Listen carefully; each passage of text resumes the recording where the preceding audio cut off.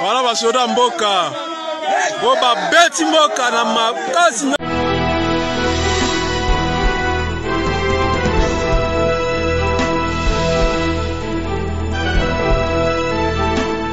Bana mboka ya Congo RDC mabele ya bakoko batiki la biso partout bozali dans le monde vraiment bonjour. Les autres ozali mercredi le 15 juin 2022 précisément à la ville province de Kinshasa dans la République démocratique du Congo mobimba na 2 345 000 km² au bakoko batiki la biso comme héritage. Je suis venu auprès de vous aujourd'hui pour s'adresser à la jeunesse congolaise en particulier. Je suis venu parler de la jeune union, surtout comme vous savez, la jeunesse est de 17 à 18 jusqu'à 50 ans, donc tout dans la tranche d'âge. Vraiment, je m'adresse à vous. Notre nation, la RDC, est en danger. Il y a eu l'évasion, il a déjà commencé au niveau de Bunaganda. Évasion pesali. Maintenant, nous simbité, c'est parce que nous avons couloir. Je commence par le propos du président burundais. Azali vraiment un frère Nabiso, un voisin frère. Le président burundais s'étonne dans un pays comme le nôtre, avec plus de 80 millions de population et plus de 75%.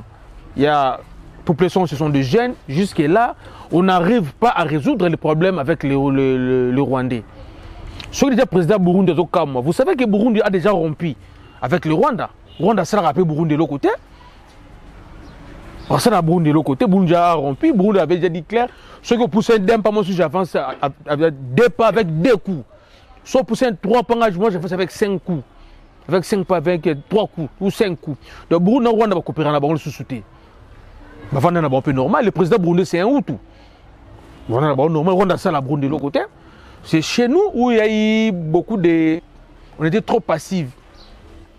Déjà à l'époque de Joseph Kabila, pour désigner les Rwandais comme des agresseurs, lui il ne voulait pas faire ça. Et jusqu'à Kinda, à Tikal Koloba ouvertement que Rwanda des agresseurs na biso.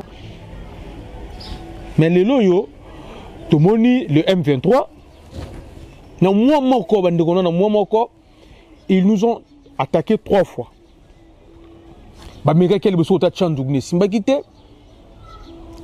Baye Kozubena à 35 km na axe Mususu ya ville ya Goma. Na attaqué Kuna, baye bazuika ba récupérer Kana. Kumangabu. Après RDC Bengani Babakei. Batikite cette fois-ci. Maintenant c'est l'armée rwandaise qui est venue en chair et en os. Baye notre armée n'a pas voulu que Bunda plaie à la population. Vous savez, la ville de Bunaganda, moi j'étais là-bas la dernière fois, c'était en 2012. Et nous avons victime, même 23 toujours. En 2012 ou 2013, je pense. 2012, Bunaganda, on a 23 ans. Et les 10 ans après, la politique donc la ville est vraiment développée, la cité est vraiment développée. La construction est allée, l'hôtel qui est comme la ville de Bunaganda. C'est vraiment un véritable centre commercial. Barrière à Mounene, au Ouganda et à Kati comme à Goma. Et maintenant les Rwandais sont venus, notre armée n'a pas voulu. Ko baby sabilo ko ba commerçant o ba bundi ba mbongo na bango mo pour tonga banda ko bango kitoko tonga ba bijou ba se retirer qui est plus stratégique. Mais les Rwandais n'ont pas pu pénétrer frontière na biso na axe o ba bande ko bunda na FARDC. Ils ont passé par l'Ouganda. On a des preuves, on a des témoignages de nos frères congolais qui guerre ba kene na ngambo Ouganda. Ils ont vu des colonnes des militaires avec des tenues. Il y a des Rwandais, ils à partir à Ouganda, ils Rwanda. Ce sont nos frères, nos propres frères, ils n'ont pas pu pénétrer ligne offensive, ligne défensive à FARDC. Quand ils partent Ouganda, un grand merci à Congolais, surtout à Bunaganda, au Ouganda. Ils n'ont pas voulu qu'on ait des réfugiés parce que les Ougandais ont bengi bango, ils ont des réfugiés, mais ils ont une zone tampon. entre barrière Nabiso et barrière Ouganda. Ils vont dans la zone tampon, pourquoi ils ont refusé de faire ça? Ils ont refusé de faire ça parce que les Ougandais ont l'habitude. Bazora biso ba ceux qui trouvent biso biso sont quand ba réfugiés et maintenant quand ba réfugiés ba recruter ba jeunes kuna ba tinda ba on combat bu biso. Alors cette fois-ci nous sommes matures, on n'a pas voulu que céder na ba calcul na ba on to boyi. Et on se monte à Bongo. Au moment où je vous parle, notre armée se comporte très bien, très bien. Na niveau ya Rutshuru kuna parce que Bunaganda na Rutshuru, notre armée se comporte très bien, mais toujours c'est une mobilisation et à la totale. Et à la totale, vous allez me demander, nous avons contrôlé Bunaganda. À l'heure où je vous parle, Bunaganda, dans le centre de Bunaganda, ils ont beaucoup de Rwandais. Moi, je parle pas des M23 parce que les M23 n'existent pas. Ils ont beaucoup de Rwandais. Mais périphérique, ils ont surtout à Bunaganda, ils ont beaucoup de FARDC. FARDC a encerclé Bango. Encerclé Bango.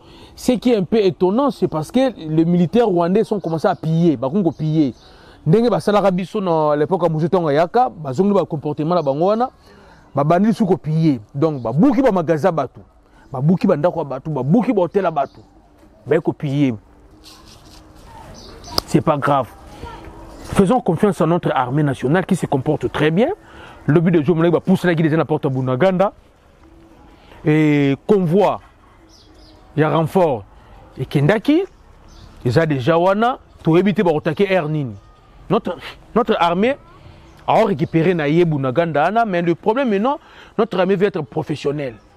Parce que les Rwandais, là, selon certaines discrétions, ils veulent bâtir la population au devant pour avoir un ciment. Quand l'armée qui est attaquée, l'armée n'a pas les citoyens congolais. L'armée n'a pas eu 2 jours, l'armée est attaquée dans ma cité. Mais je tiens à vous signaler que c'est notre armée de l'air. Le pilote n'a pas continué à solo. Déjà, il a bombardé. Il y a un récupérer kilomètre belé toujours à la porte de Bunaganda. Mais moi je voulais m'adresser à la jeunesse congolaise. Qu'est-ce qui se passe Bandeko Nangai? Bobima na masolo ba politique. Vous voyez les politiciens congolais, bah ça c'est le bambongo, bah famille besoin de balar, bah distraire biso. En ce moment on a besoin de nous les jeunes pour défendre Mboka na biso. Mais moi ils ont les kelanga na Mboka na biso. Je parle ici à Kinshasa, ceux qui na boulevard Lumumba Awa. Na 10e rue, vous verrez gouverneur de la ville de Kinshasa, la partie politique, il y a tala bajene belé, n'a pas pour le coup. Est-ce qu'on a besoin de ça les lots? Bon, que nous mobilisons, la partie politique, il est là. On a besoin de mobilisation derrière FRDC. Tout ça quand même honnête. J'étais étonné. Le lundi, toute la journée, la télé RTNC chaîne nationale, n'a monné l'eau comment tu le fais que c'est la guerre. La chaîne privée est l'eau comment tu le fais la guerre. Plus grave encore. Qui est l'anniversaire chef de l'État, pendant que Bunaganda est tombé, les mêmes jours d'anniversaire chef de l'État, va préférer na bango, va tirer Félix, Feti, Maman Denise. Non, on n'a pas besoin de ça. Même lui-même, Félix a fêté. Pourquoi il n'a pas fêté? C'est parce qu'il a dit que non, l'air est grave. C'est pas l'air de fêter. C'est même pas l'air de Mela Masanga. S'il faut décréter couvre-feu comme Mobimba, oui, nous sommes d'accord de faire ça. Papa, soit que nous défendons un Mboka na bisoté. Vous pensez que les rois belges vont défendre la RDC? Non, on défend la Bissoté. On défend la Bissoté, Papa Langaï. On défend la Bissoté. Je suis jeune, tranche d'âge de 16 à 50 ans. Papa Langaï, c'est comme on met la Massanga. C'est comme on a des politiciens. L'air est grave. Ceux qui meurent dans Rutshuru là, ce sont des Congolais, papa. Ce sont nos mamans, nos papas, nos enfants, nos femmes, nos soeurs, nos frères. Pas besoin de Koufa. Toi, tu es content de nous Koufa, tu vas dans le Baromela Massanga. Même mes frères, comme à 10e rue, arrêtez de rêver. Arrêtez de rêver. Vous pensez que si la guerre au Congo, vous avez mis ça là? Ah, bon, qui est monté, mais vous savez, j'ai des personnes qui sont dans le midi, pourquoi? Vous n'aurez rien là-bas, Papa Langaï. Mais vous savez que beaucoup de joie. Personnalité, dignité, fière, être considéré dans ce monde. Si vous s'arrangez les lois maintenant derrière FRDC. Te bouter dehors, on va essayer de agresser. Tu seras fier d'être Congolais. On sera fier. Comme une fois on était fier avec Mobutu. Comment vous le jeunes, très tôt les matins, vous avez dit que vous avez 10e rue, vous avez téléma. Vous avez téléma, papa. Vous avez téléma poigne. Qu'est-ce que vous avez téléma à 10e rue, 36 ans, vous avez Moussala. Il y a les lois de Moussala. Non, pour l'instant, même Fatih Nenga Zabongo, il est conscient. La priorité des priorités, c'est la guerre. C'est la guerre qu'on mène avec les Rwandais. Et la guerre là, Fasciste sait très bien, il a besoin de la jeunesse. C'est nous les jeunes. Arrêtez de se distraire dans ma politique. Arrêtez de se distraire. Moi je préfère, même ministre intérieur Nabiso, tu es de l'UDP si je sais. Tu peux même arrêter mon combo là, interdire le drapeau de la partie politique pour l'instant. Nous sommes en guerre. L'unique et le seul drapeau, ils ont mérité à la Licolo, à la Berne, ils ont drapeau RDC. Ni parti IDPS, ni PPRD, ni parti politique, mon côté drapeau de la Licolo. Nous devons être solides dans le Koufa. Papa, tout. Je ne sais pas. Moi, ils sont en guerre. On voit nos ministres qui passent à la télé, très bien habillés là-bas. Arrogance dans la TV français, cadre macroéconomique. Vous avez, papa, on n'a pas besoin de vos Français là. On a besoin de ministres guerriers. Vous avez dit que vous êtes des warriors, ce sont des guerriers. Qui guerriers les bidons aux Zawap. Quand on y à l'État, non. Paul Kagame, tout le monde a eu ces derniers temps, lorsqu'on a passé en public, lorsqu'on a se présenter en public, on a tenue militaire. Alors, désormais, Fachi, nous avons Moubali. Il ne veut pas partir à l'élo. Il faut une tenue militaire. Même nos ministres font une tenue militaire. Papa, nous sommes en guerre. Le président est candidat à la tenue. Pas la tenue militaire. Moussa dans la tenue. Baba vient de me saouler. L'idée Moumbeng, ma sœur guerre. Soit le grand tenue. Papa, comment nous sommes en guerre? Patrick Mouya Zoleka, la TV, on a un costume. Papa, on n'a pas besoin de ça, on n'a pas besoin de vos Français là. Papa. Nous, on a besoin de solution. Pour l'instant, sur ce 12 ans, nous devons être unis. Un seul homme. Pas de couleur politique, ni de tendance, ni de tribalisme. Nous devons être unis comme un seul homme derrière FRDC. C'est ce que nous voulons. Les discours des politiciens qui étaient dans le cadre macroéconomique, nous voulons voir un ministre qui n'a pas la tenue militaire. Asali mobilisation de la partie X. Alors on parti drapeau parti na bango drapeau RDC. Azo mobiliser les militaires parti naie tout soutenir FRDC. C'est ce que nous voulons dans ces pays papa Rangai. C'est ce que nous voulons. Vous avez vu l'avancée, ce qui s'était passé ici à Kinshasa. Tant que convoi et Zuba ya Soudan à Caen. Bazo kende aéroport pour kende pour renforcer kuna na front. Vous avez vu les Congolais ce qu'ils ont fait. Tout au long du boulevard Lumumba. Il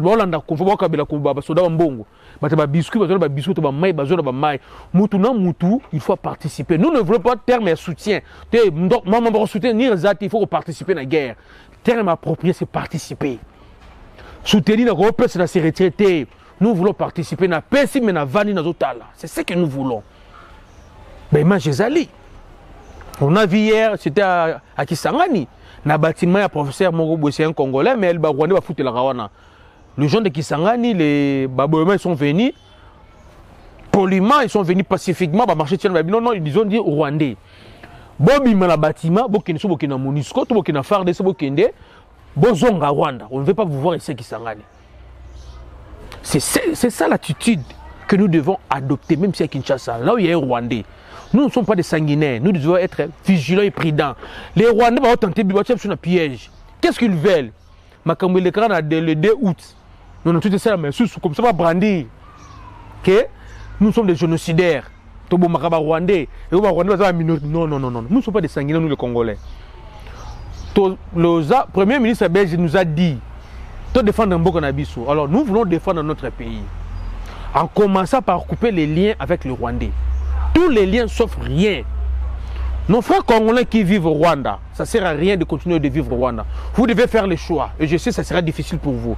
De vous rester pour du bon au Rwanda, nous allons vous considérer comme des Rwandais. Vous vous pliez bagage, vous retournez au pays, Toboké Bujumbura, Toboké Ouganda. Nos frères qui ont des femmes rwandaises, vous devez faire un choix entre vos femmes et la patrie. Parce que vos femmes rwandaises là, bon, tu ne jamais qu'au servir yo. Bon, ça ressemble à rendre yo. Mais après, bon, nous, ce sont des espions, ils sont venus nous espionner. Il n'y a pas l'amour entre un homme congolais et une femme rwandaise. Amour est à la raté. Et surtout sur les Tutsi. Amour est à la raté. Amour est à la raté, bande de. Donc, nos frères, eux, Balaba, Bassiba rwandaise, l'air est grave. C'est maintenant à vous de faire le choix. Nous n'allons pas toucher vos femmes. Ma belle-sœur na biso, on n'a rien contre eux. Vous devez faire le choix. Parce que tika bango awa, to bazo solo na ndeko na Rwanda, basolo la masoloni. Je me rappelle encore lorsque j'étais en 5e littéraire. Mon professeur de biologie, il a vécu trop dans Rwanda na Ouganda côté là. Il nous disait déjà à l'époque, les femmes Tutsi, ce ne sont pas des femmes à épouser. Des femmes Tutsi. C'est ce que mon professeur nous disait. Abi, peut-être, beaucoup utiliser au balier, au tien andako. Soit la période du nama bébé, à la période de Zorazemi. À quelque luka, un homme Tutsi, va coucher naïe, à Zuzemi naïe, à un andor avandi naïo. Mais oui, comme moi, c'est nos balles. À robot, moi, on a bimé l'ongi naïe, oh, l'ongi maman naïe. Or, papa naïe, c'est un Tutsi. Rwandais. Du fait que Bazala mouké dans la région, il a besoin de protéger la race na bango. Bakol sa race na bango, ils ont fait ça. Yon de konanga Congo bala rwandaise. Qu'est-ce qui prouve que dans ndako no ba nos na bango ba parents tout rwandais. Alors vous devez faire un choix. Nous ne sommes pas des criminels, nous ne sommes pas des bandits. To simba rwandais to rwandaise mon côté na Congo. Mais to seng na bino bo bima na Congo. En commençant par votre ambassadeur. On n'a pas besoin de lui ici chez nous au Congo. Azonga Rwanda. Notre ambassadeur Ozana Rwanda, faut-il rappeler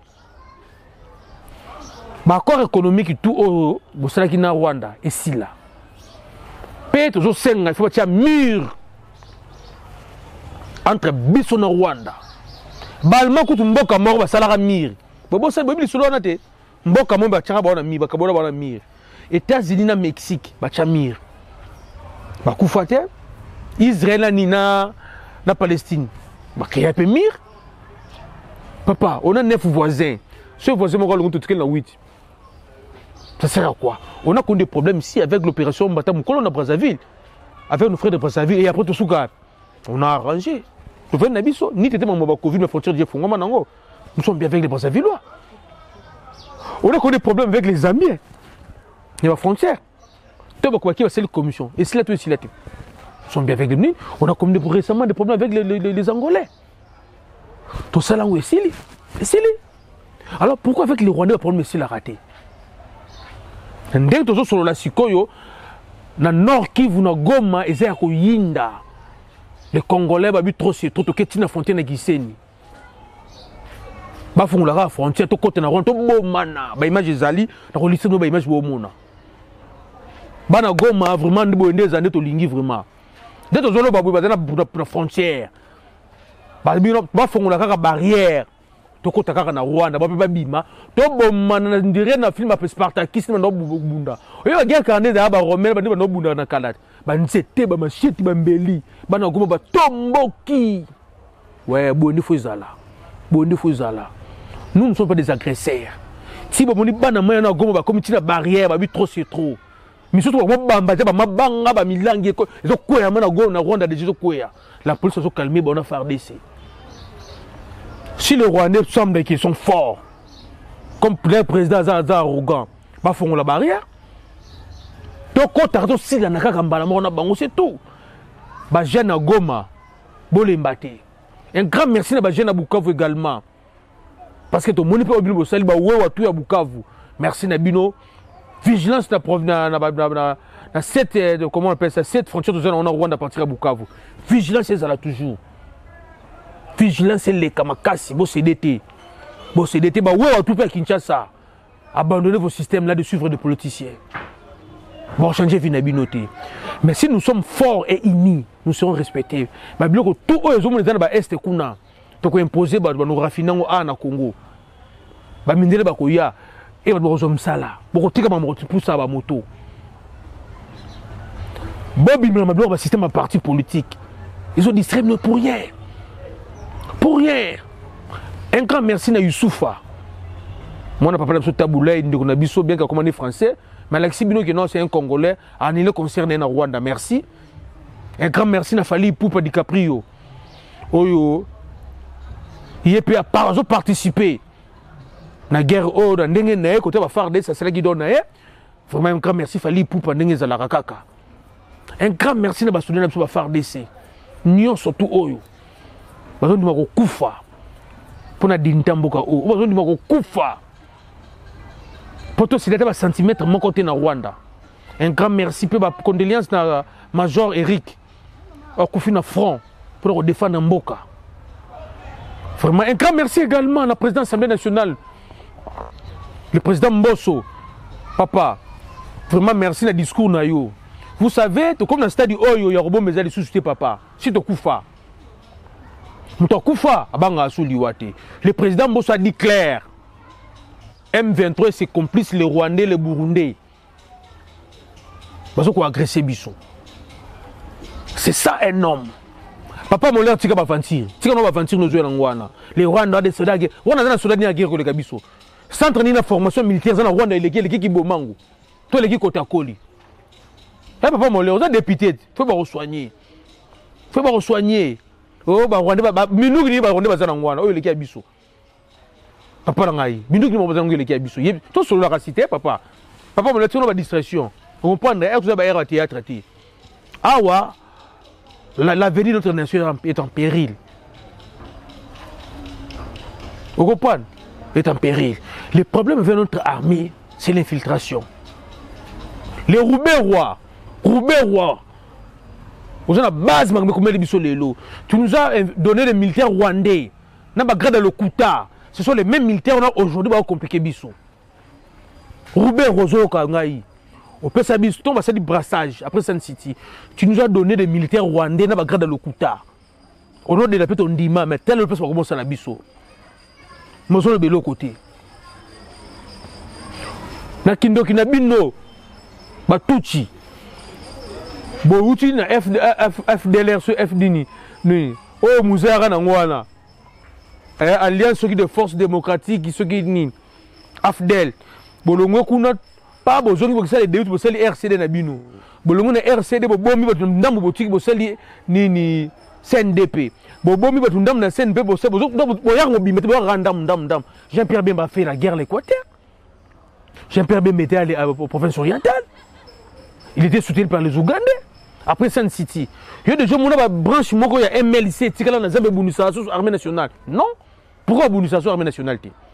Oh, d'accord, on a na Kabilate. Il y a des gens qui ont une branche, quelques éléments, il y a MLC, il y a Bemba. Va continuer la guerre. Non, pourquoi? Parce que ce sont des Congolais. La patrie, c'était comme les Congo, comme Congo. Vous, les quoi? Les de tout là, vous dites que non, vous êtes des Congolais. Oui, vous êtes des Congolais. Pourquoi vous n'avez pas de guerre? Les Banyamouréens et les Bashi, qui sont majoritaires ici au Congo. L'armée n'a pas entre les Banyamouréens et les Bashi. Qui parlent de fonction makasi, ce sont des Banyamouréens. On vous a tout donné, la nationalité en cascade, sans calcul. Vous pensez que vous êtes le seul, il y a une nationalité Banda. Vous savez, il y a combien de Congolais en Belgique, en France, en Italie, en Hollande, en Angleterre, en Canada, aux États-Unis. Oh, vous avez une nationalité. Vous avez belé. Est-ce que vous pouvez vendre la Kunda Bamboka na Bangwana? Bon, comme on a une nationalité en Belgique, vous avez un côté, vous avez un verse, et comme un village natal, non, ils n'ont pas de village natal. Mais ce sont des Belges. On accepte par rapport à la convention, l'évolution monde, on peut avoir un Tutsi, un Congolais d'origine rwandaise. Mais tu n'as pas le droit au Sengarabisson Mabélé. Vous voulez nous demander la terre. En fait, il y a une tribune qui est pas Sabino Tutsi. Tribune. Vous n'avez pas le droit à Rosanna Mabélé Namboka. La nationalité, oui. Quand on dit Marango, si ça continue comme ça, nous allons vous retirer la nationalité. Là, on va faire en cascade. Nous avons enregistré, nous ne pouvons pas comme Congolais. Nous avons enregistré. Vous avez un nombre de combien? Quand on a diversion, nous ne pas Congolais. Non, ils ont raté. Ils ont raté. Ils ont raté. Nous avons toute une distraction. Toujours 5 ans, le gouvernement a dit, nous les Congolais. La première chose, c'est quoi? Contrat militaire avec l'Ouganda et Katana. Pourquoi j'ai dit ça? Vous avez entendu le président Bossadi dans le Parlement. Il a désigné parmi nos agresseurs et des complices. Les agresseurs, les Ougandais aussi sont là. Comment l'Ouganda, tout ça presque une parfaite relation à Bango. Bako fongora couloir pour ba Rwanda ba l'exaba soda bako contacter biso na Bunaganda. Là on attend to lamu ki to moni chef d'état-major ya Ouganda, ya armée ougandaise ozamona Museveni. Communiqué il y a M23. Molongo il y a M23 tozali koyebisa na baimboka ya Congo pe bayi molongo ke mapinga na biso ya armée révolutionnaire congolaise esili kozwa mboka ya Bunagana. Utalobi mokolo ya zomi na misato sanza ya motoba mobu eye. Sima ya bitumba makasi esangisaki armée révolutionnaire congolaise na FRDC, FDLR, groupes armés locaux, nyonso. Na yango, bokamati ya mboka na Bunagana ezalaki na bosenga na bisote. Tolingaki yango pe soki monkete. Kasi, kolanda na mai maso, FRDC, FDLR, Nyatura. Mai bazali kosala, koya kobundisa biso ngonga iso, koya kotumbola biso, yango tozi mokano ya kozwa mboka na Bunagana. Kwete tangu bazali kobundisa biso population bazali kokima na bamgako na bango bazali kokende na wamboka misusu makambo maye ezali kosepelisa biso soki mokete kwete tango nyoso FRDC bazali kobeta mandoki minene na population ezali kobanga mandoki mana pe bazali kokima na yango tolobi ete tozali kosenga na mbulamatari ya Congo tovanda na mesa moko to solola bayebi bosengi na biso mambi mayo nyonso toyokanaki tovanda to solola poete biso nyonso tozali baimboka ya Congo yenge bene ndenge batoma ya mokonzi balobaki na mboka na Nairobi na mokolo wa mwambe sanza ya mine mobumo eye na mboka Nairobi toyeba na kosilisa matata nyoso kati na biso nambula matari ya Congo na bopete nyoso pe na kimia na yango tozali koloba makambo mai ezali lokola tozali kobwaka mbela pe tozali koloba tozi mokano soki FRDC FDLR na ba groupe armé misusu baye kotumbola biso to baye kosala mambi mai longo banite esika biso tozali tolobi ete tokondima mambi mana soki mokete toboyi mambi mana tolingi population parce tozali evanda na kimia iso na yango tolobi ete tokondima soki mokete mambi maso bakoki kosalela moto oyo bato bazali kobwaka mbela na mobulu na bobomi na boyinani na kokabona bato na xénophobie oyo zali koloba koyina bato mosusu oyo nyonso ata bakonzi ya Congo bazali kolobela na mboka na biso na coalition ya FRDC FDLR na ba groupe armé oyo nyonso akozala menace po na kimia po na baimboka bavanda na kimia tokondima eloko wana soki mokete pe tolingi communauté nyonso evanda kimia na kati na region na biso tozali soki bakoya kokota mobulu biso tokondima eloko wana te pote tokobatela baimboka matondi. Alors, il y a Félix. Pourquoi il y a Félix? Parce que le président Mbosso, Assemblée nationale, a dit tout la vérité. A désigné Bango qui non, vous les Ougandais, vous poignardez Bisso. Tous les combattre Nabino na Beni, à 300 km, il y a Bunaganda. Tous les combattre Nabino. À même temps, Bino, vous acceptez, vous aidez M23, va passer par vous. Va attaquer Bisso à Bunaganda. C'est ça un nom. Président Mbosso, merci. Bloquez zanga ba mina kwa ngwana. Bloquez zanga ba ngwana na Kabila. Kotanga kombo agresseur na Congo. Nous les jeunes Congolais, nous demandons à Félix Un, à la tenue militaire, à la costume, jusqu'à ce que tu résous le problème à Rwanda. Ça, c'est un. De deux, à rappeler l'ambassadeur Nabiso Oazana Rwanda, à Zonga Kinshasa, Oya Bango Akende. Trois, ba contrat, nous sommes signés à Rwandais et Katana. Quatre, tout ça la mur, Biso na Rwanda. 5. Notre Parlement doit déclarer la guerre aux Rwandais. Bango, ils ont dit qu'ils sont venus chercher les FDLR chez nous. Alors, Biso peut faire que le Koluka, M23 pas na Bango. Donc, pour des raisons stratégiques, aujourd'hui nous sommes le mercredi. Total armée n'a évolué positivement. Une fois on récupère notre Bunaganda, to Sukawanate, to Kota Rwanda, 100 km dans le Rwanda, to Kangata 2, 3, 4 villages rwandais, to assiéger en OP.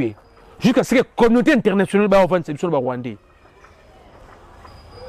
On n'a pas besoin de distraction. Rwanda, j'ai dit que papa, qu'est-ce qu'il est venu? Les gens ont masqué à Batchoko, mais les bio, c'est les bisons, ils ont côté ça faux. Après tout ça, par rapport à né, la fabrication de masques, on va mettre bisons les angotés, à frapper bisons. Dans le moment où nous, les jeunes Congolais, nous demandons à notre gouvernement de tout arrêter, de réduire le train de vie des institutions soto. S'il faut qu'on ait un salaire, même nous, le peuple, nous sommes d'accord pour acheter des armes, peu importe le moyen. Surtout dans l'embargo dans l'Occident, on apporte en Russie. On a besoin des armes, on a besoin de munitions. C'est clair. Les Maliens ont dit non aux Français, mais qui ne sont pas Russes. Nous on peut dire non aux Belges, qui ne sont pas Russes. C'est notre pays. De toutes les façons, les Belges vont se le côté. Il était à Kanda. Papa, tu es à Kanda. Et si nos politiciens n'arrivent pas à comprendre la détermination du peuple congolais par rapport à la situation sécuritaire de SRDC, je pense que nous allons nous en prendre à la politicien RDC. On n'a pas besoin de voir des partis politiques, des drapeaux à partis politiques dans la ville provinciale de Kinshasa. Congo Mobimba. On a besoin de voir drapeau Moké Matara, Tongo Midi, pourquoi? Car drapeau RDC. Ni à IDPS, ni à PPRD, ni à MLC, ni à une DEF, ni à parti politique. La priorité pour nous, c'est la sécurité de notre pays. Banamaï na Goma, Kitoko, va continuer. Bon, vendre la la frontière, on a Banamaï Bukavu, Kitoko. Bato benga ngape kuna susu na Kindu. Déjà, c'est bon, à la Kinshasa, c'est la Magilobi, tu as une affaire étrangère, mais tu as une grande mobilisation, une grande mobilisation au Salam. Tu as délogé l'ambassadeur à Rwanda dans Gombe, tu as une adresse net, tu as Zoyer, tu as Salérien, tu as Simba EPT, tu as Bimisa, tu as étiqueté dans Monusco. Monusco a un hélicoptère à Zonga. À Zonga, l'air est grave.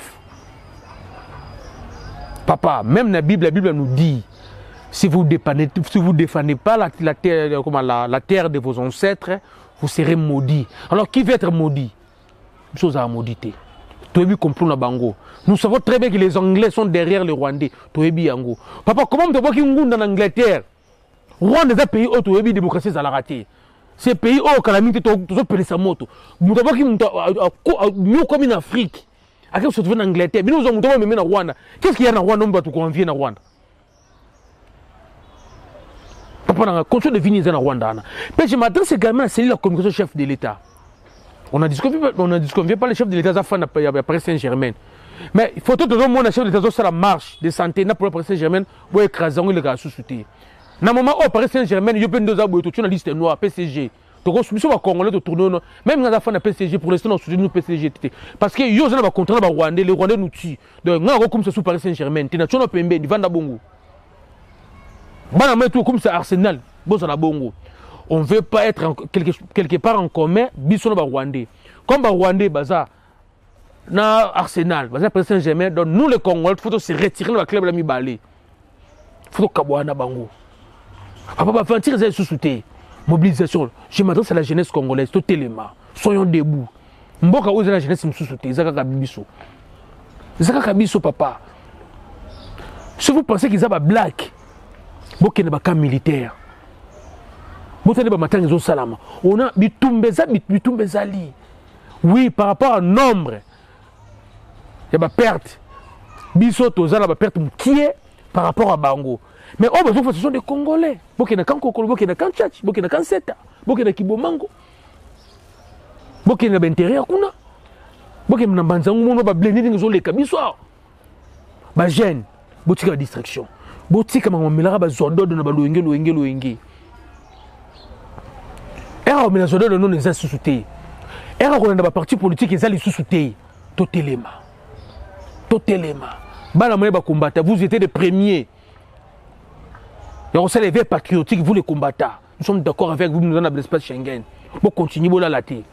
Botika Makamabouké, tu n'as Laurent Sokoko, Botika Mpembeni. Vous avez dit ça soit pas un pamba. Bala moye ba combattre Botelema. Il faut qu'il y ait partout, il faut qu'il y ait l'ambassade d'Angleterre, parce que ce sont des Anglais. Il y a l'ambassade d'Angleterre. Il y a ceux qui ont la primature, ceux qui ont la Belgique. Il y a des hôtels qui ont marché. Parce que tant que nous avons répliqué, nous avons libéré Bunaganda. Nous avons les Nations Unies comme aux droits de l'homme, aux violations de l'homme. C'est que les Rwandais ont fait. Tout le monde a le droit de l'homme. Et en ce stade, Fachi, tous les côtés, on n'a pas des amis. Nous sommes seuls contre tous dans ce monde. Comptez dans mon côté Fachi, comptez dans le peuple congolais. Et nous, le peuple congolais, tout comptez dans le Fachi. Dans le Soudan, mais imaginez, vous allez illustrer. Vous allez voir comment nos militaires, nos silica, ils disent que non. C'est parce que trop diplomate, il y a déjà la guerre. Sauf dans une force spéciale, la Bisso, et qui s'est retrouvé dans Rwanda. Vous pensez que les Anglais, les Français, les Belges, qu'est-ce qu'ils vont dire? Bon, taxé sur les génocidaires. Mais il y a des gens qui continuent au Congo, le Béloroni. Moi, je suis venu à tout le Congo, à Ningani. Problème est il y a des gens qui Fachi. Mais il faut que ça soit clair. Si tu es avec nous, tu es avec nous. Si vous n'êtes pas avec nous, nous les Congolais, nous sommes prêts à faire la guerre avec les Rwandais et les Ougandais en même temps. Nous sommes prêts. Et nous sommes prêts à tourner le dos à l'Occident plutôt qu'il n'y ait pas Poutine. Parce que chez Poutine, nous avons Minduki. Chez Poutine, nous avons un avion de guerre. Comme Bamalien Bazoui. France et Belgique, on peut s'appuyer le roté. Bola ni la Bamba Blé en Ukraine. On n'a pas besoin de vous cette fois-ci. Rwanda, à Longwa, comment le anglais? Bah, français, vous savez le roté. Alors, nous aussi, on peut dire qu'à partir d'aujourd'hui, pour quand ils sont tout, SNE qui était la RDCT, Air France qui était sous la RDCT, Toluki, ceux qui risquent, ceux qui turquisent, Tolingi. Papa, on en a marre de vivre derrière l'identité à Batumisusu. Nous sommes des Congolais. Nous voulons vivre dans l'identité de nos Congolais. Nous n'avons pas passé. Nous avons surtout des Congolais. Nous avons mobilisation des Alabo Lembate. Province Union, surtout au Ningisa. Nous avons les Mbezate. Kinshasa des Assombele Soukabisanga. Tous à Roulala. Les gens de Kino arrêtez de passer votre temps dans ma Kambo Yabanine. Et ma politique. Il faut changer Mbokate. Il faut changer Mbokate. Pe, Bana Wenge. Tous c'est la bino, tout annonce la bino. Concert le 30 juin. Chisikoyo. Boula Tata tenir Pétagone. Pour que ça annonce concernant les Cambouillés dans l'Est. Concert le 30 juin. Mais bon, il y a une guerre. Priorité de la guerre. Bon, nous avons changé de stratégie pour le concert de bino. Bon, comment maintenir nos dates le 30 juin. Mais vous changez de thème. Vous comprenez? Dans un moment où vous avez prière pour soutenir FARDC. Vous avez un concert pour la paix, un concert pour le soutien de la FARDC. Vous venez, vous structurez bien, vous avez une caisse à miner, comme vous avez fait, vous avez $5, $10, 3 000, 5 000, vous avez tout, vous avez un état-major, vous avez un soldat. C'est ma 2 000, 3 000, vous avez un soldat. Bah, député a précisé 5 000 na bango. Bien une stratégie parce que si vous avez un concert, vous avez un concert.